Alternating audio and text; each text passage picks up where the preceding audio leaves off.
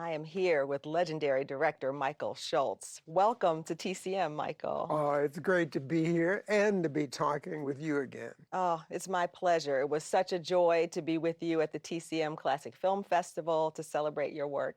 And now we get to do it for Black History Month. We're going to have 2 weeks of celebrating your extraordinary career.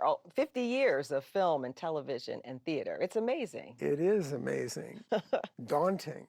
Well, it's beloved by us. I think you have created work that is so inspiring and truly loved. And that's true of the first film that we have this evening, Cooley High.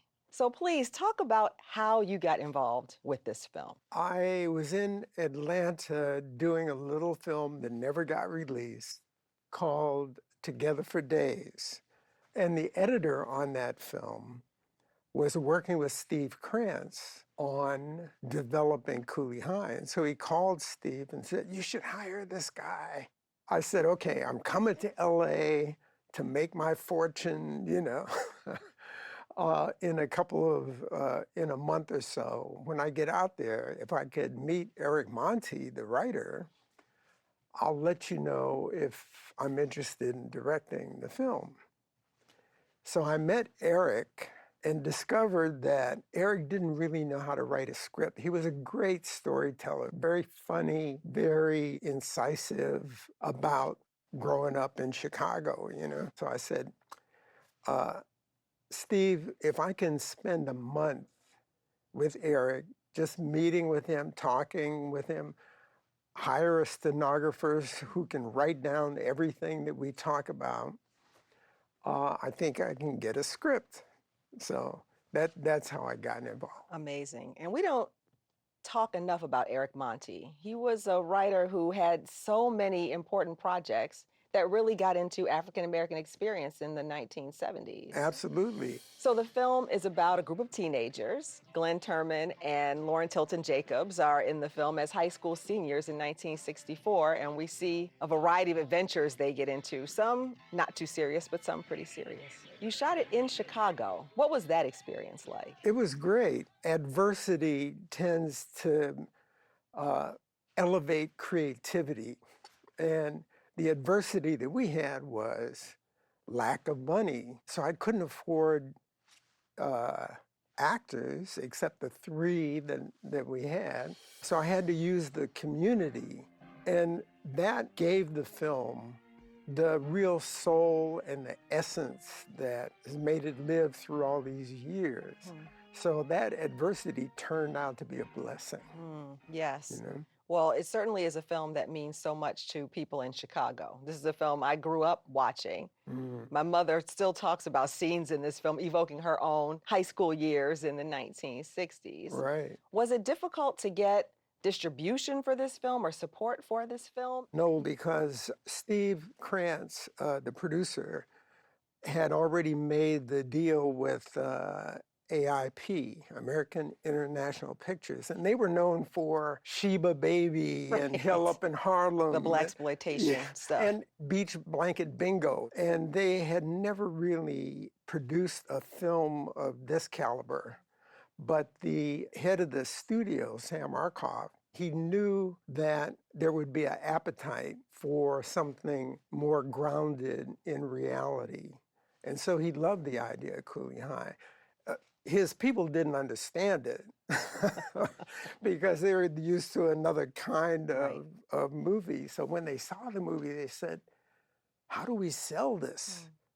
There's no sex, no violence,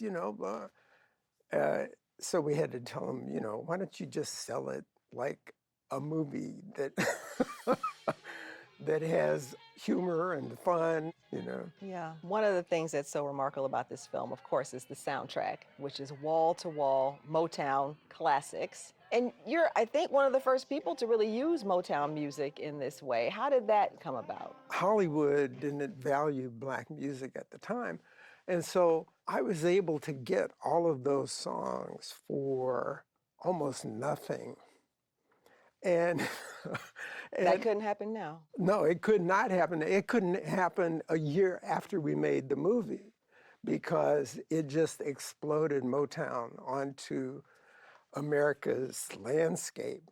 It's so interesting because videotape had not been invented when we shot that movie. And by the time cassettes came out, they couldn't make a deal for the music. And so Yeah. Cooley High never came out on VHS for 10 or 15 years Wow. after the invention of that medium. But fortunately, people are able to see it now, Yeah, and we're about to watch it. So great, thank you, Michael Schultz. great. Here is Cooley High.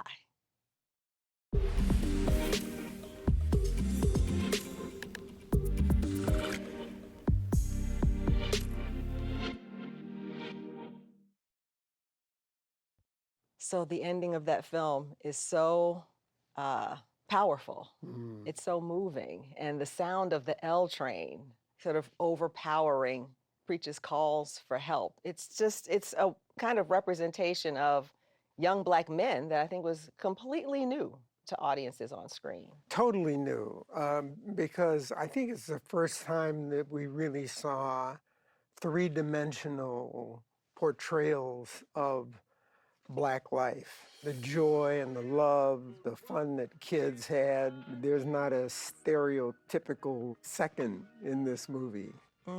Yes. Let's talk about the cast. Glenn Turman, who I had worked with in New York theater at Lincoln Center. So I knew when I got the script of Cooley High, the only person I had in mind was Glenn, although he was 27 at the time. A little more than high school age. Yeah, I knew that he would bring everything that was needed to play that character.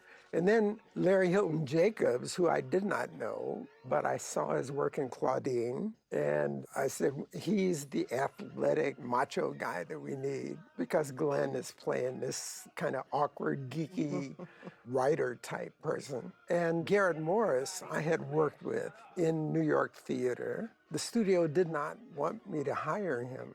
They said, well, he doesn't look like a teacher. And I said, oh, you're thinking Sidney Poitier? I said, Garrett Morris, number one, is a teacher. He was a teacher in New York public school, right? And I've never seen a teacher that looked like Sidney Poitier in my growing up. Unfortunately, no. Yeah. Yeah. So they finally let me hire him. Wow. This is a film that has inspired a lot of filmmakers, and I'm thinking about films like Reginald Hudlin's House Party, for example, John Singleton's Boys in the Hood. I mean, there came a moment when stories about Black youth, especially Black men, became very popular. Right. Do you see traces of Cooley High in some of that work? Oh, absolutely. I was giving a talk at USC, and after the talk, a young Black kid comes up on stage, shakes my hand and says, well, great movie. He said, I'm making my own version of Cooley High. And I said, well, what's the name of it? Boys in the Hood. Huh. Wow.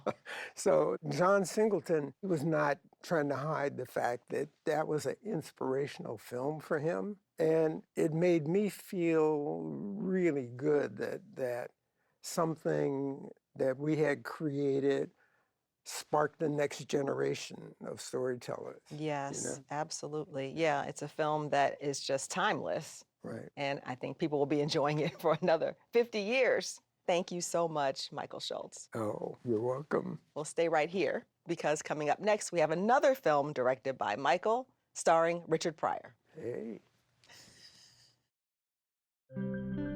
Next on TCM, Greased Lightning, then the symbol of the unconquered, and later, the magic flute. Face the music on TCM tonight.